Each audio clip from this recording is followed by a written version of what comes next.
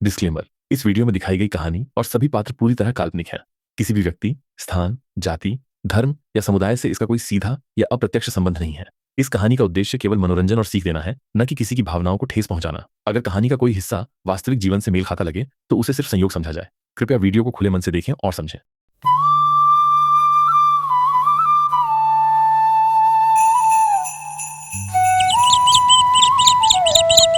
कहते हैं गरीबी इंसान को छोटा नहीं बनाती, लेकिन अगर इंसान अपने हालात को ही अपना भाग्य मान ले तो वही गरीबी उसकी जंजीर बन जाती है। ये कहानी है उस लड़के की जिसने जंजीर को तोड़ा नहीं बल्कि उसी जंजीर को सीढ़ी बना लिया।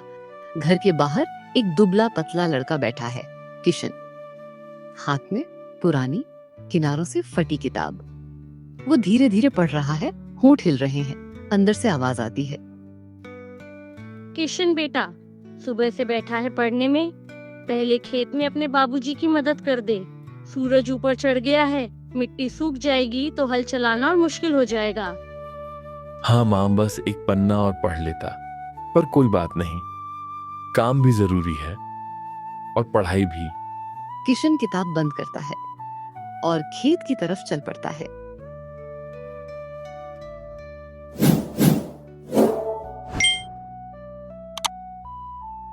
आ गया बेटा, देख ये मिट्टी कितनी सख्त हो गई है।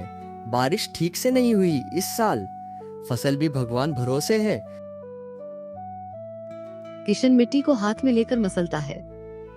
बाबूजी, मिट्टी सख्त जरूर है पर बंजर नहीं है। अगर सही बीज पड़े और सही समय पर मेहनत हो तो यही मिट्टी सोना उगा सकती है। पिता हल्की मुस्कान के साथ उसे देखते हैं। तू किताबों की बातें बहुत करने लगा है बेटा। हमारे जैसे लोगों के लिए दुनिया की सबसे बड़ी किताब यही खेत है। जो इसमें लिखा है वही हमारा भाग्य है। बाबूजी, अगर भाग्य खेत में लिखा होता तो साहूकार के खेत सबसे बड़े क्यों हैं? उसने तो कभी हल नहीं चलाया, फिर भी उसका घर पक्का है, उसका दरवाजा ऊंचा है और उसके बच्चों के जूते चमकते हैं। और आप जो सुबह से शाम तक मिट्टी में पसीना बहाते हैं, आपका कंधा झुका हुआ है और आपकी आंखों में हमेशा चिंता रहती है। अगर यही भाग्य है तो मैं इसे बदलना चाहता हूँ। किशन उनकी तरफ देखता है, आंखों में चमक। पिता चुप हो जाते हैं। हवा चलती है। अगले दिन किशन स्कूल पहुंचता है।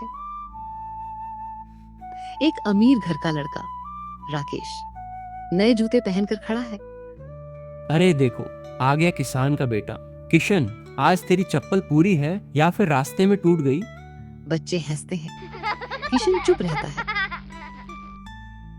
तू पढ़ लिख भी लेगा तो क्या करेगा? आखिर में हल ही तो चलाना है। राकेश, हल चलाना बुरा नहीं होता। बुरा तब होता है जब इंसान खुद अपनी सोच को छोटा कर ले। तू अपने जूतों पर घमंड कर सकता है, पर मैं अपनी मेहनत पर घमंड करूंगा।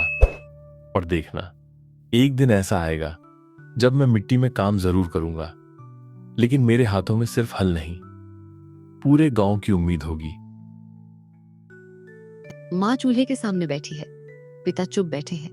आज फिर साहूकार आया था। कह रहा था अगर महीने भर में पैसा नहीं दिया तो खेत उसके नाम कर देगा। पिता की आंखें झुक जाती हैं। किशन सब सुन रहा है। बाबूजी, आप चिंता मत कीजिए, मैं पढ़ूंगा। मैं इतना पढ़ूंगा कि हमें किसी के सामने हाथ न जोड़ना पड़े। मैं सिर्फ पैसा कमाने के लिए अमीर नहीं बनना चाहता। मैं इसलिए अमीर बनना चाहता हूं ताकि हमारे गांव का कोई भी किसान साहूकार के दरवाजे पर खड़ा होकर अपमानित न हो। हे भगवान, मुझे आसान रास्ता मत देना, मुझे संघर्ष देना, ताकि जब मैं सफल हुई तो मुझे पता हो कि मैंने हर कदम अपनी मेहनत से चढ़ा है। मुझे अमीरी नहीं चाहिए, मुझे काबिलियत चाहिए। ऐसी काबिलियत जिससे मैं अपने बाबूजी की झुकी कमर सीधी कर सकूं। उस रात किशन ने सिर्फ अमीर बनने का सपना नहीं देखा। उसने ठाना कि वो गांव के लिए कुछ करेगा। वो ऐसा काम करेगा जिससे किसान अपना अनाज खुद बेच सके, बीच में कोई साहूकार न हो। कुछ दिन बाद पिता खेत में गिर पड़ते हैं। गांव वाले इकट्ठा। डॉक्टर आता है।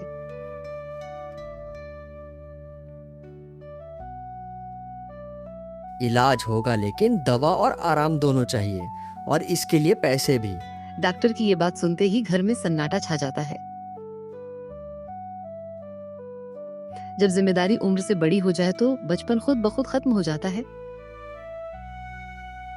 माँ, अब से खेत भी मैं संभालूंगा और पढ़ाई भी। मैं हार नहीं मानूंगा। अगर रास्ता लंबा है तो कदम भी मजबूत होंगे। माँ उसे देखती है। उसके चेहरे पर अब मासूमियत कम, दृढ़ता ज्यादा है। क्या एक किसान का बेटा अपने गांव की तकदीर बदल पाएगा? क्या उसकी पढ़ाई और मेहनत साहूकार की ताकत से बड़ी साबित होगी, या फिर गरीबी की दीवार उसके सपनों को रोक देगी? खेत में किशन अकेला हल चला रहा है। पिता चारपाई पर बैठे दूर से देख रहे हैं। जब जिम्मेदारी उम्र से बड़ी हो जाती है तो कंधे खुद मजबूत हो जाते हैं। किशन अब सिर्फ एक लड़का नहीं रहा था, वो अपने घर का सहारा बन चुका था।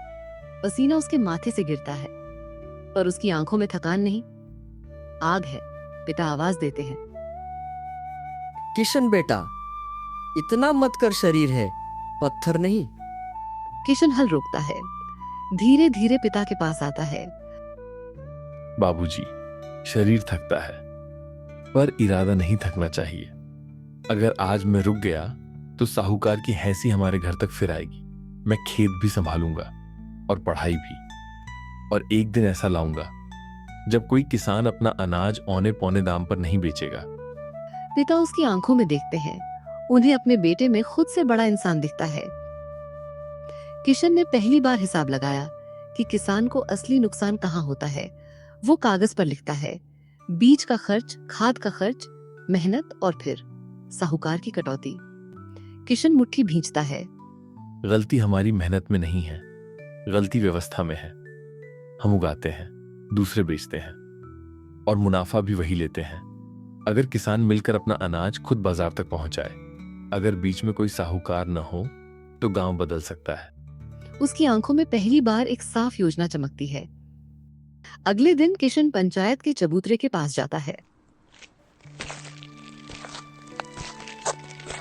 चाचा काका, हम सब सालों से मेहनत करते हैं, लेकिन जब फसल बेचने जाते हैं तो दाम कोई और तय करता है। क्यों न हम सब मिलकर एक समूह बनाएं? हम अपना अनाज खुद शहर की मंडी में बेचें। अगर हम 20 किसान मिल जाएं, तो कोई भी साहूकार हमें दबा नहीं सकेगा। गांव में हलचल। एक बुजुर्ग बोलते हैं, बेटा, बातें अच्छी हैं, पर शहर तक पहुंचने का खर्च, ट्रॉली, और अगर माल न बिका तो।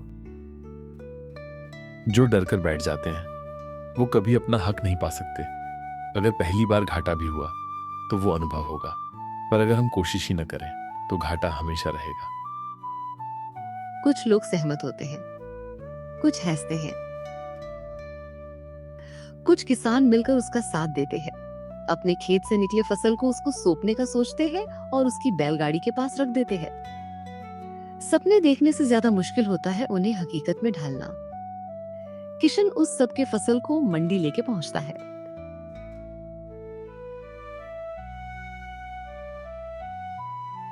मंडी में एक व्यापारी दाम कम बताता है। देना है तो दो, वरना वापस ले जाओ। हम वापस ले जाएंगे, पर औने पौने दाम पर नहीं बेचेंगे। हमने मेहनत की है और मेहनत की कीमत कम नहीं हो सकती। व्यापारी हंसता है। पहला दिन माल नहीं बिकता। गांव लौटते समय सन्नाटा। गांव का साहूकार आता है और ताना मारता है, कहा था ना, बड़े बड़े सपने देखने से कुछ नहीं होता। अब समझ में आया। कुछ किसान टूट जाते हैं। रात को किशन अकेला बैठा है। भगवान, क्या मैं गलत था या रास्ता सही है? बस तरीका बदलना होगा। हार अक्सर ये नहीं बताती कि तुम गलत हो, वो सिर्फ ये बताती है कि अभी रास्ता पूरा नहीं हुआ। किशन पढ़ाई में सीखी बात याद करता है, मांग और आपूर्ति।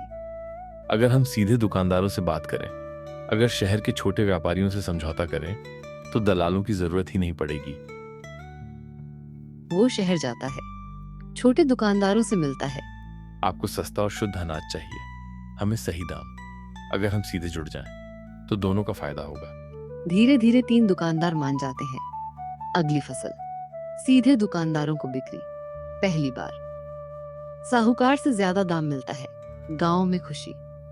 एक किसान रो पड़ता है। बेटा, पहली बार लगा कि मेहनत की सही कीमत मिली। समय बीतता है। किशन समूह को रजिस्टर कराता है। छोटा गोदाम बनता है, फिर ट्रैक्टर खरीदा जाता है। जिसने मिट्टी से शुरुआत की थी, वो अब व्यवस्था बदल रहा था।